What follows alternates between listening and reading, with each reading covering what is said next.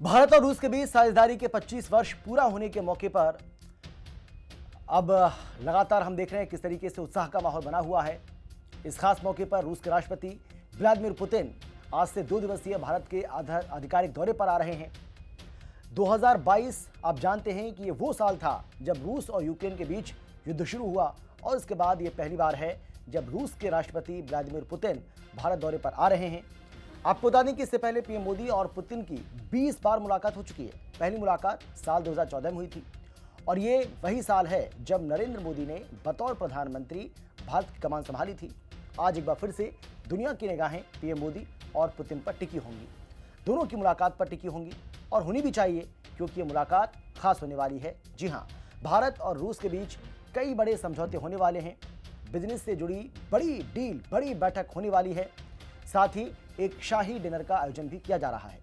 तो ये माना जा रहा है कि पुतिन का ये दौरा भारत और रूस की आपसी साझेदारी को बहुत ज़्यादा मजबूत करेगा, लेकिन विपक्ष हमलावर है। राहुल गांधी ने सवाल उठाए। उनका कहना है कि विपक्ष भी पुतिन से मिलना चाहता है, लेकिन सरकार मिलने नहीं देना चाहती है। तो आज पुतिन के भारत दौरे को लेकर हम चर्चा करेंगे और जानेंगे कि इस खास मुलाकात के आखिर मायने क्या हैं और ये मुलाकात क्या रंग लाने वाली है। चलिए चर्चा करते हैं। हमारे साथ कर्नल विवेक शर्मा जो कि रिटायर्ड रक्षा विशेषज्ञ हैं, वो हमारे साथ जुड़ गए हैं। इसके अलावा आईजी आर के भार्गव साहब जो कि रिटायर्ड डिफेंस एक्सपर्ट हैं, वो भी हमारे साथ जुड़ गए हैं। सर, आपका भी स्वागत है और आपका भी स्वागत है कर्नल विवेक शर्मा जी। और इसके अलावा हमारे साथ विवेक रूसिया सुकून जो कि विदेश मामलों के जानकार हैं और मुझे जानकारी मिल रही है कि आप हमारे साथ सीधे जर्मनी से जुड़े हुए हैं। आपका भी स्वागत है सर। लेकिन सबसे पहले विवेक जी, अगर मेरी आवाज़ आप तक पहुंच पा रही है तो मैं आप ही के पास आना चाहता हूं और मेरा सवाल आपसे ये है, मैं आपसे जानना चाह रहा हूं कि भारत और रूस के संबंधों के लिहाज से अगर देखा जाए तो पुतिन का भारत आना कितना महत्वपूर्ण है और भारत और रूस की दोस्ती से और ज़्यादा कितनी मजबूत आप देख पा रहे हैं? हमें पता है कि भारत और रूस की friendship all time weather friend है रशिया भारत का। और ये जो फ्रेंडशिप है 19 जब से हम आजाद हुए हैं तब से ये चल रही है और अभी तक ये कंटिन्यू हो रही है। इसका मेन कारण फ्रेंडशिप का, दोस्ती का यही है कि हम उनकी रिक्वायरमेंट्स को सम्मान करते हैं, वो हमारी जरूरतों को सम्मान करते हैं। जी। अभी प्रेसिडेंट पुतिन का जो विजिट भारत में बहुत इम्पोर्टेंट है इस टाइम पर। एक तो जब यूक्रेन वॉर के ऊपर यूरोपियन कंट्रीज, अमेरिका काफी कोशिश कर रही है कि ये रशिया यूक्रेन वॉर बंद हो, और सबको पता है कि हमारे प्रधानमंत्री मंत्री नरेंद्र भाई मोदी जी का पुतिन जी के साथ एक खास रिश्ता है। तो वो एक्सपेक्ट करते हैं बाकी यूरोपियन कंट्रीज और कि किसी ना किसी तरह पुतिन जी को इन्फ्लुएंस किया जाए मोदी जी द्वारा, ताकि ये लड़ाई खत्म हो सके। और इस पर हमारे प्राइम मिनिस्टर मोदी जी ने पहले भी कहा था कि जो सोल्यूशन है वो बैटलफील्ड में नहीं निकल सकता। इस उनकी ये विजिट है और भी इम्पोर्टेंट है क्योंकि आपको जैसे पता है कि जो हमारी 1962 से लेकर जो हमारी डिफेंस रिक्वायरमेंट्स हैं वो रशिया के थ्रू ही ज्यादा कंप्लीट होती है। हमारे जो सरहद है पाकिस्तान चाइना के साथ, हमारी इतनी बड़ी सरहद है और हमारे लिए डिफेंस इक्विपमेंट की जरूरत की पूरी जो है मांग, उसको रशिया पूरा करने में काफी हमारा सहयोग करता है। 1962 में अगर याद होगा कि मिग 21 रशिया ने दिए थे, 1967 में सुखोई 7 आए थे, 87 में न्यूक्लियर सबमरीन लीज पर दी थी, अभी सुखोई 30, और आने वाले टाइम पर हो सकता है कि अपग्रेडेशन जब 30 की सुखोई 30 की हो तो उसके जी। ऊपर भी चर्चा हो सकती है। मेन मुद्दा जो है कि जो भी डिफेंस इक्विपमेंट जैसे T-72 टैंक हुए, T-90 टैंक हुए, अपने देश में उनके रशिया के सहयोग से बनाते भी हैं, ताकि पर फिर भी बनाने के साथ भी स्पेयर पार्ट्स की अगर जो जरूरत पड़ती है तो कभी भी हमें रशिया ने लेट डाउन नहीं किया। जब भी हमें किसी चीज की जरूरत होती है डिफेंस के लिए तो हर वक्त रशिया हमारे साथ खड़ा होता है। और ये पूरी दुनिया में, पूरे वर्ल्ड में भी, अगर आपने 1971 की लड़ाई का हो, 65 में हो, तो वो हर वक्त हमारे कंधे से कंधा मिलाकर हमारे साथ खड़ा हुआ था। हम्म। और आने वाले टाइम पर भी हम एक्सपेक्ट करते हैं कि वो जी। हमारे साथ रहेगा। और जब रशिया यूक्रेन की भी होगा तो हम्म। हमने भी यूएन में अब्सटेन किया था। हमने, चाहे प्राइम मिनिस्टर मोदी जी कहते थे कि लड़ाई खत्म होनी चाहिए, हर कोई चाहता है खत्म होना चाहिए, लेकिन इतने प्रेशर के बावजूद भी, अगर जो हम रशिया से ऑयल लेते थे 25% एडिशनल टैरिफ होने के बावजूद भी हम्म। हमने उसको कंटिन्यू रखा। और किसी भारी जो ताकत है, जैसे अमेरिका हो गया, जो सुपर जी। पावर्स है, उनके इन्फ्लुएंस पर आकर हमने अपनी हम्म। दोस्ती में दरारें नहीं डाली।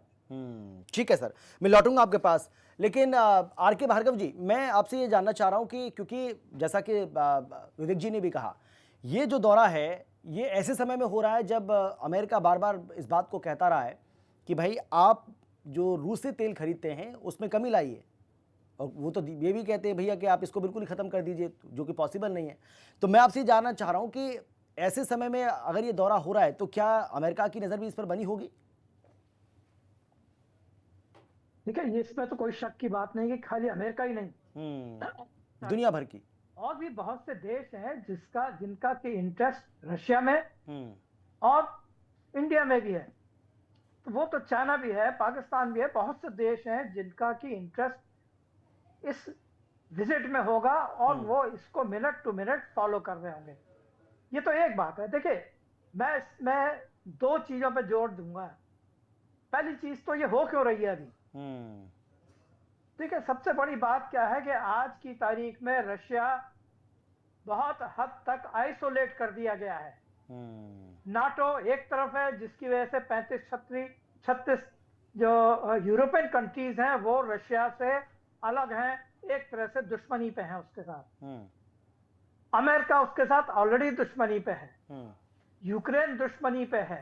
तो आज की तारीख में अगर आप देखें तो बड़े गिने चुने कंट्री हैं जो कि रशिया के साथ में सॉलिडली खड़े हुए हैं। उसमें से एक इंडिया है।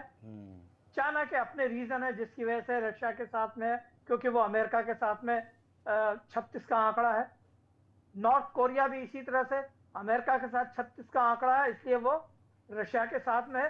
तो रशिया काफी हद तक आइसोलेटेड है। और आज की तारीख में आप देखिए, इंडिया भी तकरीबन उसी स्टेज पर है जहां पर अमेरिका उसको आइसोलेट करने की कोशिश कर रहा है, चाहे वो पाकिस्तान के थ्रू हो, चाहे वो इवन चाइना के थ्रू हो। और जो उसका टैरिफ वार है इंडिया के अगेंस्ट में, वो भी डायरेक्टेड किस लिए है, पुतिन के अगेंस्ट में या रशिया के अगेंस्ट में।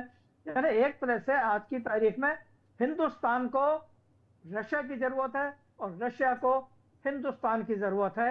और उस जरूरत को पूरा करने के लिए ये जरूरी है कि दोनों नेता आपस में मिले और उनके बीच में सीरियस बातें हों, सीरियस टॉक्स हों, और वो सारी चीजें जो दोनों को बेनिफिट करती हैं उसके ऊपर चर्चा होकर के उसके ऊपर फाइनल डिसीजन लिया जाए।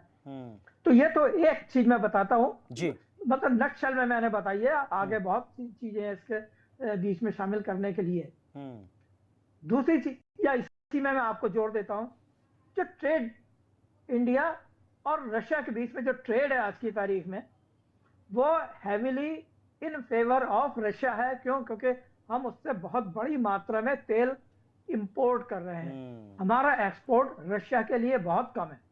दूसरी तरफ अमेरिका ने बहुत सी चीजों के ऊपर हैवी टैरिफ लगा दिया है, जैसे पर्टिकुलरली मैं कहूं आपका मेडिसिन है। तो इंडिया के लिए रशिया के साथ में नए मार्केट को ढूंढना एक बहुत जरूरी चीज है।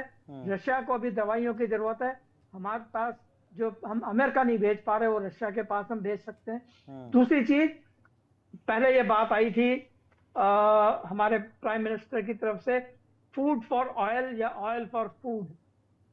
तो हम उससे तेल तो ले रहे हैं, लेकिन हम चाहते हैं कि हमारे पास जो सरप्लस फूड है हम उसको रशिया को एक्सपोर्ट करें, ताकि वो जो ट्रेड डिसबैलेंस है उसको किसी तरह से बराबर कि आगे SU-7 और S-400 और ये सारी चीजें अपनी जगह हैं जो कि डिफेंस में आएंगी और दोनों देशों के मित्रता को मजबूत करेंगी। लेकिन यहाँ सबसे बड़ी एक चीज और आई है, और वो है रशिया और भारत। इन दोनों ने एक चीज के ऊपर मेरे ख्याल से मुहर या तो लगा दी है या लगने वाली है, यह एक दूसरे के डिफेंस इंफ्रास्ट्रक्चर और लॉजिस्टिक इंफ्रास्ट्रक्चर का इस्तेमाल करना। यानी रशिया हमारे जो भी एयरपोर्ट हैं या जो भी बंदरगाह हैं उनको इस्तेमाल कर सकेगा और हम रशिया के उसको इस्तेमाल करेंगे, और ये एक बहुत बड़ी चीज है। क्योंकि एक तरह से हमारे लिए हमारे एसेट्स जो है डबल हो जाएंगे। इसी तरह रशिया के पास भी इंडिया में हिंद महासागर में जाने के लिए उसके लिए एक रास्ता खुलेगा। दोनों के जो एक्सपेंडिचर हैं इन दोनों चीजों के ऊपर जो हमें शायद और बढ़ाने पड़ते, हमें बढ़ाने की जरूरत नहीं पड़ेगी, क्योंकि हमें रशिया के एसेट अवेलेबल होंगे, रशिया को हमारे एसेट्स अवेलेबल होंगे। तो ये एक बहुत बड़ी चीज है। बाकी अभी SU-57 में या इसमें क्या होता है ये तो अभी 2 दिन की अभी इनकी विजिट है, उसमें क्या क्या किस जगह पर सिग्नेचर होते हैं उसमें पता लगेगा। ठीक है, लौटूंगा सर मैं आपके पास। कर्नल विवेक जी, मैं आपसे ये जानना चाह रहा हूं क्योंकि ये कहा जा रहा है कि बहुत सारे रक्षा सौदे भी हो सकते हैं, मतलब डिफेंस डील जो है वो भी हो सकती है। तो अगर हम डिफेंस डील की बात करते हैं, हालांकि इसके पहले भी रूस के साथ तो हमारा रक्षा सौदा जो है वो पहले भी एक बड़े लेवल पर रहा है, इस बार हम क्या उम्मीद करें? अमित जी मेरे से पूछा? हाँ, क्योंकि कंफ्यूजन हो रहा है, मैं समझ गया। हाँ, ठीक मैं समझ रहा हूँ, लेकिन ये सवाल मेरा, हाँ, ये सवाल ये जो जर्मनी, हाँ जर्मनी से हैं जो सर विवेक जी, उनसे मेरा, विवेक रूसिया जी। जी धन्यवाद अमित जी। क्या आप एक बार पुनः सवाल दोहरा सकते हैं? हाँ सर, मेरा सीधा सवाल आपसे ये था, मैं ये जानना चाह रहा हूँ कि देखिए बाकी चीजें तो अपनी जगह हैं, लेकिन डिफेंस जो डील है वो और ज्यादा महत्वपूर्ण हो जाती है ऐसे समय में जब हम देख रहे हैं कि दुनिया भर में किस तरीके से कोहराम मचा हुआ है, एक दूसरे के खून के प्यासे बैठे हैं तमाम देश। तो ऐसे समय में जो डिफेंस डील है रूस के साथ, जो कि पहले से हमारी एक बहुत बड़े लेवल पर है, इस बार हम क्या उम्मीद करें?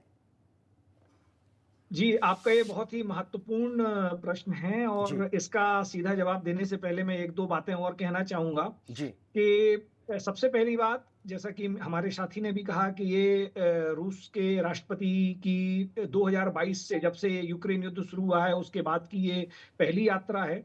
और उससे एक महत्वपूर्ण बात कि यह जो दौरा है वह 23वें India Russian annual summit, Bharat रूस वार्षिक शिखर सम्मेलन के लिए है। और इस दौरान जो राष्ट्रपति पुतिन हैं वो भारत में नरेंद्र मोदी जी से मिलने वाले हैं और राष्ट्रपति भवन में उनका औपचारिक सम्मान और स्वागत और समारोह होने वाला है जी। तो रक्षा सहयोग की जहां तक बात है तो भारत और रूस के बीच में रक्षा साझेदारी आज से नहीं बीते कई दशकों से बहुत ही महत्वपूर्ण रही है। और इस बार जो महत्वपूर्ण चर्चा होने वाली है रक्षा से संबंधित, मेरी जानकारी के अनुसार वो S-400 वायु रक्षा प्रणालियों की जो शेष आपूर्ति है उसके लिए एक बहुत बड़ी बात और चर्चा होने वाली है कि बची हुई आपूर्ति कैसे पूरी होगी। और बताते चलें कि हम चाहे अभी रशिया यूक्रेन वॉर देखें, चाहे इजराइल का वॉर देखें, तो इन दोनों ही वॉर्स में जो भी रक्षा प्रणाली जिस देश के पास होती है उसका एक बहुत ही महत्वपूर्ण रोल होता है। और आपके पास केवल अटैकिंग कैपेसिटी नहीं होनी चाहिए, आपके पास डिफेंसिव कैपेसिटी भी होनी चाहिए, क्योंकि अटैकिंग कैपेसिटी तो सभी के पास आजकल है। तो हम अगर भारत का जो एक परंपरागत दुश्मन या संघर्ष जिससे हमारा चलता रहता है, कभी भी हो सकता है, अगर हम देखें अभी हाल में भी जो मई में हुआ था पाकिस्तान के साथ, तो रक्षा प्रणाली एक मैं बहुत महत्वपूर्ण इसमें बिंदु देखता हूं जहां भारत को निश्चित रूप से तीन फ्रंट पे कई बार सामना करने की एक संभावना बनी रहती है। एक तरफ बांग्लादेश है, एक तरफ चाइना है, एक तरफ पाकिस्तान है। और जिस तरह से बांग्लादेश में आजकल बहुत ही तेजी से हालात बदले हैं, अब तो इसमें तुर्की को भी शामिल करना पड़ेगा आपको, अब तो तुर्की को भी शामिल करना पड़ेगा, खुल के आ गया सामने। राइट, बिल्कुल। तो इसीलिए रक्षा प्रणाली बहुत महत्वपूर्ण है और भारत की रक्षा प्रणाली को मजबूत करने में ना ही सिर्फ अटैकिंग बल्कि रक्षा प्रणाली को मजबूत करने में रूस का बहुत बड़ा हाथ है। और मैं उम्मीद करता हूं कि जो भी बची हुई शेष आपूर्ति है S-400 की वो इस बार फाइनल होगी और बहुत जल्दी हमारी रक्षा जो कवच है हमारा वह सभी फ्रंट पे होगा। जी ठीक है सर, मैं लौटूंगा आपके पास। लेकिन विवेक शर्मा जी, भाई अमेरिका के साथ अभी हाल फिलहाल की अगर हम बात करें तो रिश्ते बहुत अच्छे नहीं है, ये बात आप भी जानते हैं, हम भी जानते हैं। तो कहीं ऐसा तो नहीं है कि रूस के साथ तो पहले से हमारे बहुत अच्छे संबंध हैं, तो रूस के साथ इन संबंधों को और ज्यादा अच्छा करने के चक्कर में हम अमेरिका को थोड़ा सा नाराज कर दें, ऐसा है क्या? और क्या संभावना आप इसमें देख पा रहे हैं? देखो जी, हर एक कंट्री का अपने इंटरेस्ट होते हैं, और एक को खुश करने के लिए दूसरे को नाराज नहीं, हमारी जो रिक्वायरमेंट है हम उस हिसाब से चलेंगे। जी। अगर हमें जो रशिया से लेना है हम रशिया से लेंगे, जो हमें कॉर्पोरेशन यूएसए से करनी है उससे करेंगे, क्योंकि सबसे पहले आपका नेशन फर्स्ट आता है। अगर हम ये सोचकर चलें कि ये अगर हमने रशिया के साथ ज्यादा दोस्ती तो है ही है और इसको गहरी करते रहेंगे और ज्यादा इनके ऊपर करेंगे, तो यूएसए हमारे अगेंस्ट चले जाएगा। वो एक्शन जरूर लेगा, लेकिन यूएसए की भी उतनी ही बड़ी रिक्वायरमेंट है हमारे साथ रिलेशन, हमारे साथ बिजनेस करने की। उसकी भी उतनी है, क्योंकि हमारी पॉपुलेशन 140 करोड़ की है, उसको भी अपना जो सामान है वो चाहता है कि भारत की मार्केट में आए। और जैसे बताया कि हमारा जो अभी हम रशिया से ऑयल ज्यादा ले रहे हैं, तो हमारा उनके हिसाब से जो हमारा एक्सपोर्ट है रशिया में कम है, उसी हिसाब से अगर यूएसए है तो हमें ये देखना है कि हमारे वेन्यूज कहाँ इंक्रीज होते हैं, कहाँ हम अपनी एक्सपोर्ट ज्यादा कर सकते हैं। क्योंकि ये अगर ये जो डिस्पैरिटी है ट्रेड में, ये इसको कैसे कम किया जा सकता है। तो इसमें चाहे उसमें यूएसए को अच्छा लगे बुरा लगे, वो हमारी जो फॉरेन पॉलिसी है उसके बेस पर काम नहीं करती। हमारी फॉरेन पॉलिसी अपने देश की रिक्वायरमेंट और जो हमारे हित में है उसको हम करेंगे, चाहे वो किसी भी कंट्री, वर्ल्ड का कोई भी कंट्री हो। तो इसमें चाहे यूएसए जरूर हमारे ऊपर नजर लगाई हुई है, यूरोपियन कंट्रीज को भी आजकल देखा कि उतनी जरूरत है कि इंडिया के साथ उनके भी ट्रेड, वो चाहते हैं कि इंडिया के साथ ट्रेड हो, लेकिन साथ के साथ वो चाहते हैं कि यूक्रेन के ऊपर रशिया को हम समझाएं, प्रेसिडेंट पुतिन को किसी तरह इन्फ्लुएंस करें ताकि ये लड़ाई खत्म हो सके। वो सारे यही चाहते हैं, लेकिन हर एक जब कंट्रीज का इंटरेस्ट आता है, नेशन इंटरेस्ट आता है, तो उस वक्त दूसरे कंट्री पर डिपेंड करता है कि वो कितना दूसरे कंट्री की बात सुनता है। जैसे हम अपने इंटरेस्ट के लिए हम ये अगर यूएसए कुछ कहेगा तो ये नहीं कहेंगे कि ठीक है जी आपने कह दिया, हम उस हिसाब से चलेंगे, हम अपने इंटरेस्ट को देखेंगे। नहीं, बिल्कुल सही बात है, ये बहुत अच्छी बात आपने कही है। लेकिन आर के भार्गव जी, हालांकि मैं कोई पॉलिटिकल सवाल आपसे नहीं करना चाहता हूं, क्योंकि आप पॉलिटिकल हैं भी नहीं, आप तीनों में से कोई पॉलिटिकल नहीं, लेकिन फिर भी क्योंकि ये सवाल बार बार उठ रहा है और राहुल गांधी की ओर से एक बहुत बड़ा स्टेटमेंट आज दिया गया जिसमें वो ये कह रहे हैं कि भाई नेता विपक्ष को कोई भी विदेशी मेहमान अगर आ रहा है तो उससे नहीं मिलने दिया जा रहा है। सरकार उसको मना करती है कि आप नेता विपक्ष से या फिर विपक्ष के किसी भी नेता से मुलाकात नहीं करेंगे। मैं विदेश में भी कहीं जाता हूं तो वहां भी मुझे नहीं मिलने दिया जाता है। और इसके साथ ही ये भी दावा किया जा रहा है कि क्योंकि जबकि ये अटल बिहारी वाजपेयी के समय में या मनमोहन सरकार के समय में ऐसा नहीं होता था, ये परंपरा नहीं थी, लेकिन मोदी सरकार इस परंपरा को आगे बढ़ा रही है, जो कि स्वस्थ लोकतंत्र के लिए ठीक नहीं है। दूसरा ये भी कहा जा रहा है, ये भी दावा किया जा रहा है कि भाई जो इंदिरा गांधी के समय में हमारे रूस के साथ संबंध थे, वो संबंध अब दिखाई नहीं पड़ते हैं मोदी गवर्नमेंट में, ऐसा है क्या?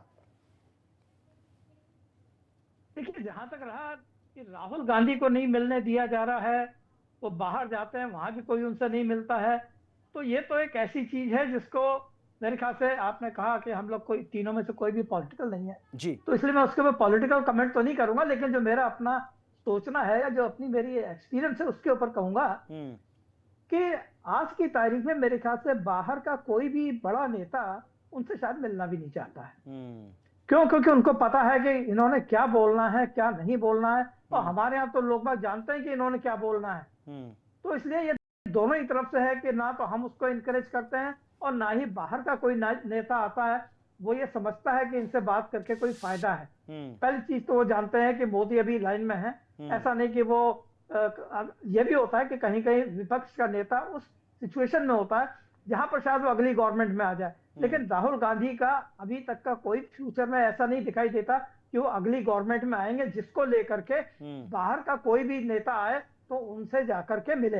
देखिए, बड़ी एक ये इंटरनेशनल रिलेशन की बात होती है कि जब हमारे भी नेता कहीं बाहर जाते हैं, हमारे प्रधानमंत्री कहीं बाहर जाते हैं, तो वहां का जो भी गवर्नमेंट का सर्वोच्च नेता होता है उससे तो मिलता ही है, साथ में जो अपोजिशन का वहां पर नेता होता है जो कि शायद कल नेता बन जाए, उससे मिलते मिलते हैं। हमारे यहाँ भी यही होता था, हमारे यहाँ जो भी बाहर से नेता आता था वो उस समय के जो भी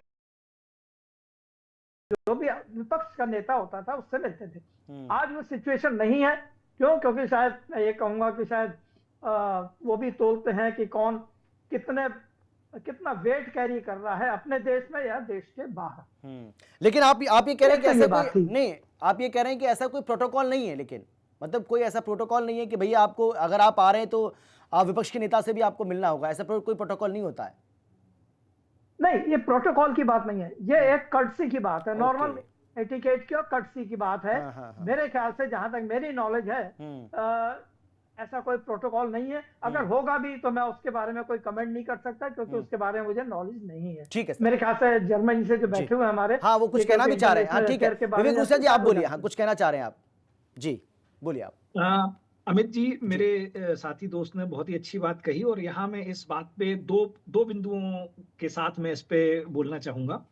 नंबर एक कि जब भी कोई फॉरेन डेलीगेशन कहीं जाता है, अभी कल ही मैं एक जर्मन इंडियन समिट में था, तो वहाँ पे यहाँ के बिजनेस वर्ल्ड के बड़े लीडर्स थे, पॉलिटिकल लोग तो वहाँ नहीं थे, बट डिप्लोमेट्स थे, हमारी कॉन्सुल जनरल थी और बिजनेस वर्ल्ड के बड़े लोग थे।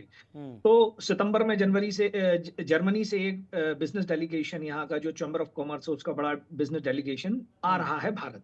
तो मैं ये क्यों बता रहा हूँ, क्योंकि वो सितंबर 2026 में भारत आने वाले हैं, और वो अभी से प्रिपरेशन कर रहे हैं कि किसको साथ जाना है और भारत में किस किस से मिलना है।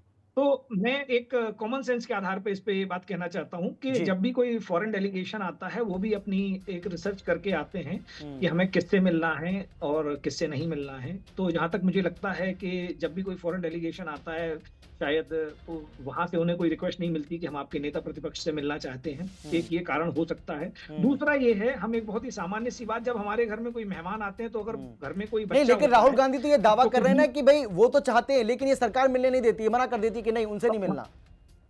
मैं उसी पे आ रहा हूँ कि जैसे हमारे घर में एक बच्चे होते हैं, और जब कोई मेहमान आते हैं, हमें पता है कि कोई बच्चा है, इसको नहीं पता कब कहाँ क्या बोलना है, ठीक है, तो हम या तो उस बच्चे को समझा के रखते हैं कि बेटा देखो वो आ रहे हैं, उनके सामने आपको अच्छे से बिहेव करना है। राहुल गांधी जी का ये पुराना और स्थापित ट्रैक रिकॉर्ड है कि जब भी वो उन्हें विदेश में मंच मिला, उन्होंने भारत विरोधी बयान दिए। ठीक है, आपके नाम राशि विवेक जी भी मुझे लग रहा है इस मामले में कुछ कहना चाह रहे थे, क्योंकि मुस्कुरा भी रहे हैं, लेकिन मेरे पास समय नहीं है, बिल्कुल भी समय बचा नहीं है, मुझे इस बात की अनुमति नहीं मिल रही है कि चर्चा को थोड़ा सा और आगे बढ़ाया जाए। आपका बहुत धन्यवाद माफी के साथ सभी का मेरे साथ जुड़ने के लिए, चर्चा में शामिल होने के लिए, अपनी अपनी बात रखने के लिए। लेकिन बड़ा सवाल यही है कि आखिर ये दोस्ती क्या रंग लाएगी। छोटे से ब्रेक के बाद फौरन लौट रहे हैं।